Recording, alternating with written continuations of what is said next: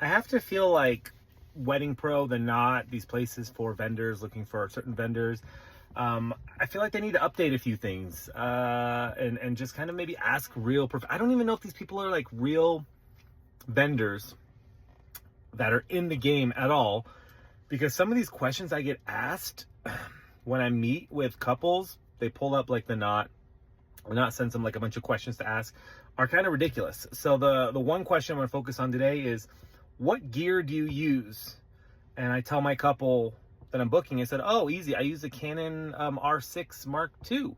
And they go, okay, cool. And they write that down, and that's kind of it. They're satisfied with that answer, which they should be. It's a great camera, a great system.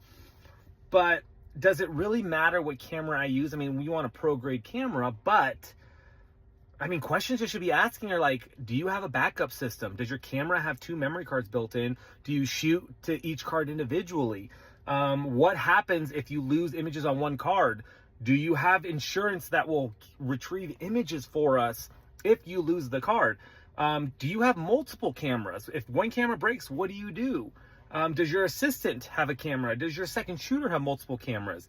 Like, these little questions that should be asked to save the wedding, rather than like, what kind of camera do I use? What kind of flash do I use? Because as a non-photographer, they have no idea what I'm saying. Like, they don't know the meaning of it. Same as if I ask a hairstylist, like, tell me the name of the brand of the color that you're using. Whatever they say, I'm like, oh, that's great. But I don't know what it is. So I feel like we need to normalize a little bit asking the right questions for the right vendors. And maybe we can create a whole new list for ourselves. Let's get together and create a list of what to ask your vendors in a real world situation.